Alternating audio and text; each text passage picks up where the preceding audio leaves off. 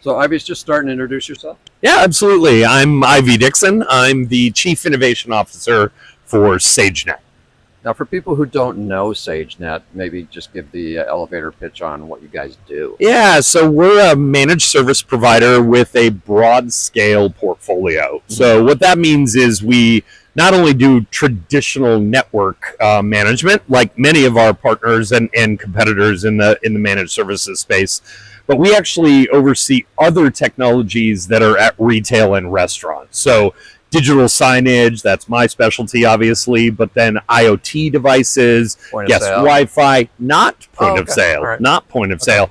But we work in tandem with many of the point of sale folks. Right.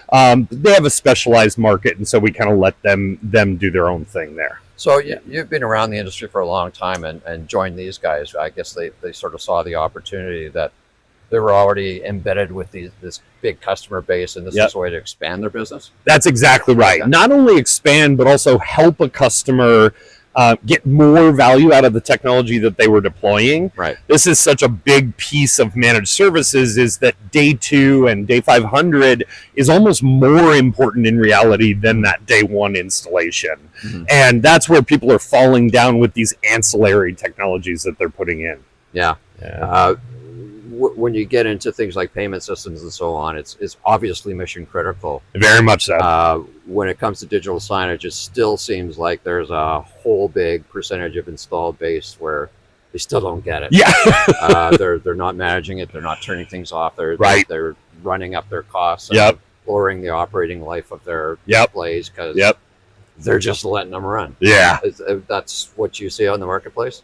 We do see it, and unfortunately, it's bad. It's bad. I mean, it's bad on a lot of levels, and it's bad from one perspective of the market is still very far behind in these ancillary technologies, which means they've brought them in, they understand some of the management profile, but they don't understand all of it yet, right? And so if you look at it from a bad perspective or a good perspective, right, there's a ton of unmanaged digital signage, as an example, right? There's thousands, tens of thousands of displays that have no one paying attention to them in the grand scheme of things. Right. The other thing, though, if you look at from an energy consumption, and we've been talking about this a lot, is no one is really managing that device in a way that is purposeful around the value proposition of any sort of sustainability. Right. And it's bad to the percentage, and I've said this before, you know, if there's 100,000 displays out there, probably 100 of them turn off on some regular basis, right?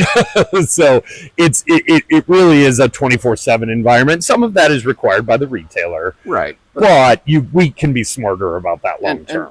And what does that mean? The obvious thing is you're running up like the electrical meter is spinning the whole time, even when there's no reason for it to be spinning. Yeah. But it also affects the display, it affects the media playout, hardware, and everything else, because it has a mean time between failure. Absolutely. It's gonna die at some point. So if you turn it off, it's like, are there any issues around turning off and turning back on display hardware these days? Not within reason. I mean, it really depends on what kind of remote management do you have, right? What are you doing for device management? What are you doing to create value around that long-term effort? But I think actually what's lost in that conversation in many cases is, what is the value to the other people that are getting value from digital signage? So if you start to think about the marketing group, they want the display on, right, when it's supposed to be on. Right. However, if you turn it off when they don't need it, it actually means the picture will be more vibrant. The life of that display will be more valuable to that marketing department. Even though that's an ancillary benefit, they're much happier in the long term in that scenario. I mentioned before, you've been in this marketplace a long time, pretty much as long as me. Is there stuff that intrigues you right now that's kind of emerging and see a lot of potential for? Yeah, that's a great question. You know, I think there's an ongoing debate about where LED is headed. And I think LED, especially when you start to look at this debate around mini versus micro and transparent and right? However, what we are seeing is we're seeing the idea of broad base LED becoming a thing. And what I mean by that is, it used to be you put LED in one space or maybe 3. Yeah. Now people are talking about hundreds, if not even thousands of spaces with the same LED footprint. Yeah. That was never a thing before because the cost the profile was terrible, right? Yeah. Now it's something that's attainable, and that actually brings to life some really interesting ideas in the way you can deliver digital in ways that are not 16:9 format. Yeah, you can do ribbon displays. Yep. You can wrap them around. You can Yep. be on curves, Right. 9 yards. Right. Yeah, I've used the term quite a bit. Mainstream. It's Mainstream. now a mainstream Yes. product. Yes. Where before any LED display that went in, there was a press release Yep. about it. Exactly. And now you see them in parking garages. Yes. Yes. Convenience stores, a whole 9 Yes. yards. Yes.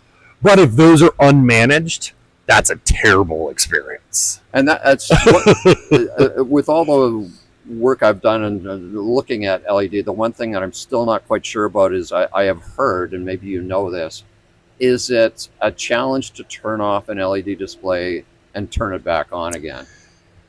That's